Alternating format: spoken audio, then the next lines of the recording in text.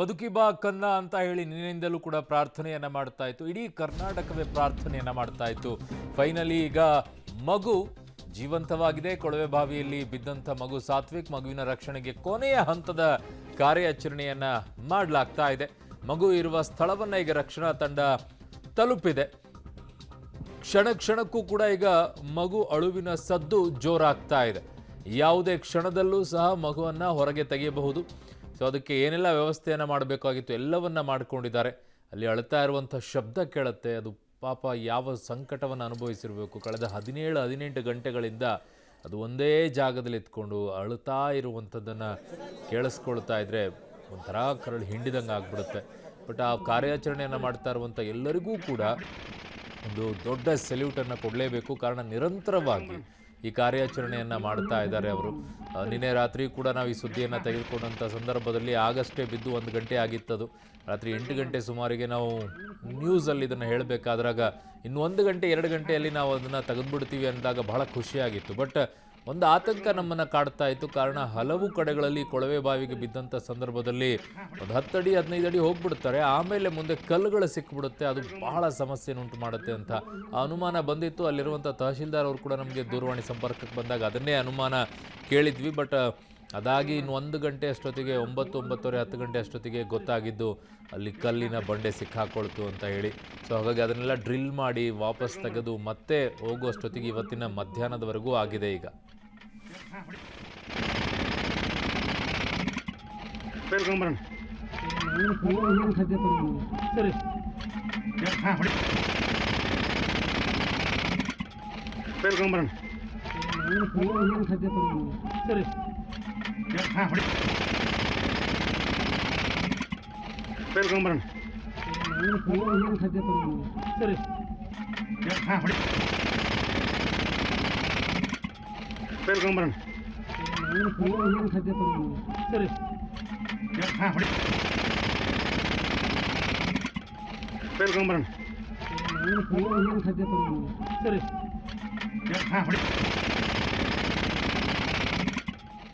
ವಿಜಯಪುರ ಜಿಲ್ಲೆ ಇಂಡಿ ತಾಲೂಕಿನ ಲಚ್ಚಾಣ ಗ್ರಾಮದಲ್ಲಿ ಆಗಿದ್ದಿದ್ದು ನಿನ್ನೆ ಸಂಜೆ 5:30 ಸುಮಾರಿಗೆ 6 ಗಂಟೆ ಸುಮಾರಿಗೆ ಮಗು ತಮ್ಮ ಜಮೀನಲ್ಲೇ ಆಡ್ತಾ ಇದ್ದಾಗ ಕೊಳವೆ ಬಾವಿಯಲ್ಲಿ ಬಿದ್ದೋಗ್ಬಿಡುತ್ತೆ.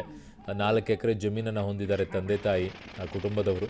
ಅಲ್ಲಿ ಬೆಳೆಗೆ ನೀರು ಬೇಕು ಅಂತೇಳಿ ಬೋರ್ವೆಲ್ ಕೋರಿಸಿದ್ದಾರೆ. ಇನ್ನೇನು ಅದಕ್ಕೆ ಮೋಟ್ರ್ ಅಳವಡಿಸ್ಬೇಕಾಗಿತ್ತು. ಹಾಗೆ ಓಪನ್ ಬಿಟ್ಟಿದ್ದಾರೆ. ಮಗು ಆಡ್ತಾ ಆಡ್ತಾ ಕೊಳವೆ ಬಾವಿಯಲ್ಲಿ ಬಿದ್ದೋಗ್ಬಿಟ್ಟಿದೆ. 16 ಅಡಿಯಲ್ಲಿ ಸಿಕ್ಕಾಕೊಂಡಿತ್ತು. ಅದು ಒಟ್ಟು 400 ಅಡಿ ಆಳದಲ್ಲಿರುವಂಥದ್ದು. ಬಟ್ 16 ಅಡಿಗೆ ಸಿಕ್ಕಾಕೊಂಡಿದ್ದರಿಂದ ಬೇಗ ಕಾರ್ಯಾಚರಣೆಯನ್ನು ಮಾಡೋಕ್ಕೆ ಅನುಕೂಲ ಆಗಿದೆ. ಈಗ ನನ್ನ ಸಹೋದ್ಯೋಗಿ ಪುರುಷೋತ್ತಮ್ ಕುಲಕರ್ಣಿ ನನ್ನ ಸಂಪರ್ಕಕ್ಕೆ ಸಿಗ್ತಾ ಇದ್ದಾರೆ. ಪುರುಷೋತ್ತಮ್, ಈಗ ಕಾರ್ಯಾಚರಣೆಯ ಕೊನೆಯ ಹಂತದಲ್ಲಿದೆ. ಇನ್ನೇನು ಸಮಸ್ಯೆ ಆಗ್ತಾ ಇದೆ ಮಗುವನ್ನು ಆಚೆ ತರೋದ್ರಲ್ಲಿ? ಯಾವುದೇ ರೀತಿಯ ಸಮಸ್ಯೆ ಇಲ್ಲ ಅರುಣ್. ಏನಂತಂದ್ರೆ ಈ ಮಗುನ ತರ್ಲಿಕ್ಕೆ ಈಗ ಯಾವ ರೀತಿ ಸೂಕ್ಷ್ಮವಂತ ಕಾರ್ಯಾಚರಣೆ ಶುರುವಾಗಿದೆ ಅಂತ ಹೇಳ್ಬೋದು. ಯಾಕಂತಂದ್ರೆ ಇಷ್ಟೊತ್ತವರೆಗೂ ಏನ್ ಮಾಡಿದ್ರು ಒಂದು ನಿರಂತರವಾಗಿ ಒಂದು 17 ಗಂಟೆವರೆಗೂ ಕಾಲ ಒಂದು ನಿರಂತರ ಕಾರ್ಯಾಚರಣೆ ನಡೆಸಿದ್ದು, ಅದು ಒಂದು ಬೇರೆ. ಆದ್ರೆ ಈ ಒಂದು ಕಾರ್ಯಾಚರಣೆ ಬೇರೆ ಅಂತಾನೆ ಹೇಳ್ಬೋದು. ಯಾಕಂತಂದ್ರೆ ಈ ಕಾರ್ಯಾಚರಣೆ ಏನಿದೆ ಈ ಅತಿ ಸೂಕ್ಷ್ಮವಾಗಿದೆ. ಯಾಕಂದ್ರೆ ಮಗುವನ್ನ ಹೊರಗಡೆ ತೆಗೆಯೋದು ಅತಿ ಸೂಕ್ಷ್ಮವಂತ ಕೆಲಸ ಇದೆ. ತಲೆನ ಏನು ಅಂತಂದ್ರೆ ಕೆಳಗಡೆ ಮಾಡಿ ಬಿದ್ದಿರೋ ಕಾರಣಕ್ಕಾಗಿ ಅತಿ ಸೂಕ್ಷ್ಮವಾಗಿ ಕಾರ್ಯಾಚರಣೆ ನಡೆಸಿ ಈಗ ಮಗುವನ್ನ ಸುರಕ್ಷಿತವಾಗಿ ಹೊರಗಡೆ ತೆಗೆಯುವಂತ ಜವಾಬ್ದಾರಿ ಇದೆ. ಇದರ ಹಿನ್ನೆಲೆಯಲ್ಲಿ ಏನಂತಂದ್ರೆ ಈಗ ನಿರಂತರವಾಗಿ ಏನು ಎಲ್ಲರೂ ಕೂಡ ಏನಂತಂದ್ರೆ ಕಾನ್ಸಂಟ್ರೇಟ್ ಮಾಡ್ತಾ ಇದ್ದಾರೆ. ಮತ್ತೆ ಎಲ್ಲರೂ ಕೂಡ ಏನು ಅಂತಂದ್ರೆ ಕಾರ್ಯಾಚರಣೆಯಲ್ಲಿ ಭಾಗಿಯಾಗಿ ಯಾವುದೇ ರೀತಿಯ ತೊಂದರೆ ಆಗದಾಗೆ ಕೊನೆ ಕ್ಷಣದಲ್ಲಿ ಮತ್ತೆ ತಪ್ಪಾಗಬಾರ್ದು ಅನ್ನೋ ನಿಟ್ಟಿನಲ್ಲಿ ಎಲ್ಲರೂ ಕೂಡ ಕಾರ್ಯಾಚರಣೆಯಲ್ಲಿ ಸೂಕ್ಷ್ಮತೆಯನ್ನ ಕಾಪಾಡಿಕೊಂಡು ಸೂಕ್ಷ್ಮ ಕಾರ್ಯಾಚರಣೆಯನ್ನ ಮಾಡ್ತಾ ಇದ್ದಾರೆ ಅರುಣ್. ಓಕೆ, ಕರೆಕ್ಟಾಗಿ ಆ ಮಗು ಇರುವಂತ ಜಾಗಕ್ಕೆ ತಲುಪಿದ್ದಾರೆ. ಅದಕ್ಕಿಂತ ಕೆಳಗಡೆ ಎಷ್ಟು ಕೆಳಗಡೆಗೆ ಹೋಗಿದ್ದಾರೆ? ಅಂದ್ರೆ ಏನು 20 ಅಡಿ ಏನು ಆಲ್ರೆಡಿ ಏನಂದ್ರೆ ಕೊಳವೆ ಬಾವಿ ಪಕ್ಕದಲ್ಲಿ ತೆಗೆದಿದ್ರು.